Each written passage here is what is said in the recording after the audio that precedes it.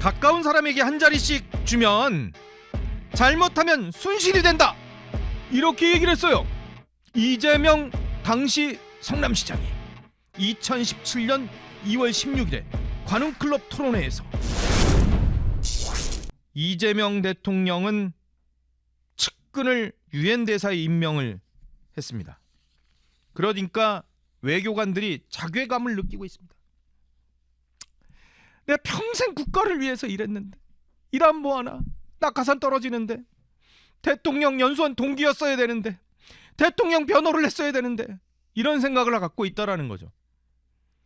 나도 나름대로 외모고시 붙어가지고 이렇게 열심히 일해서 이렇게 했는데, 대사, 유엔 대사 내가 감히 쳐다보지도 못할 자리인데, 연수원 동기가 대통령 변호했던 사람이니까 유엔 대사 뚝 떨어지니까.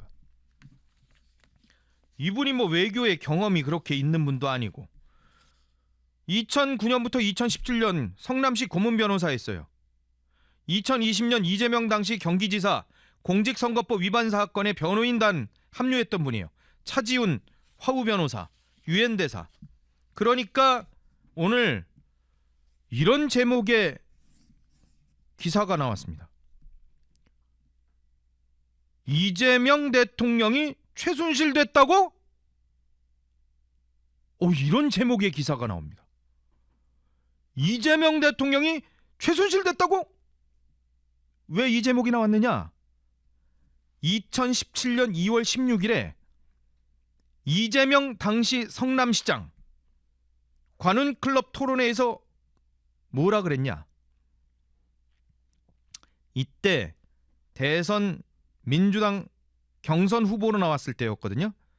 성남시장이면서 민주당 대선 경선 후보로 나와가지고 관훈 토론회에서 딱 이렇게 얘기를 합니다. 가까운 사람에게 한 자리씩 주면 잘못하면 순실이 된다, 이렇게 얘기를 했어요.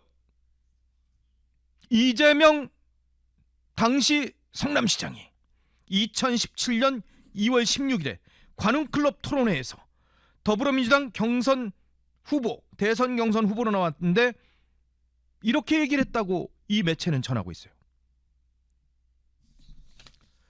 한국 NGO 신문이라는, 거기에 김승동 대표 기자라는 분이, 그래서 제목을 이재명 대통령이 최순실 됐다고? 가까운 사람에게 한 자리씩 주면 최순실 된다고 했는데, 그런데 이재명 대통령이 사법연수원 동기와 자신의 사건을 맡았던 변호사 중에 벌써 14명이 당정의 고위직에 임명됐다라는 걸 꼬집은 겁니다.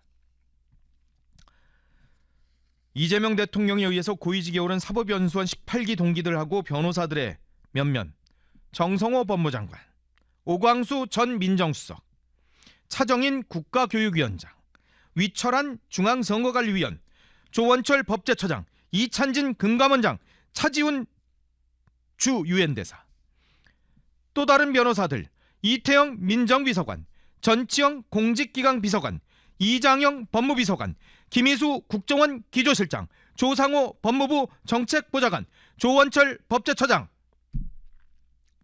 이찬진 금감원장, 차지훈 대사, 뭐 등등등등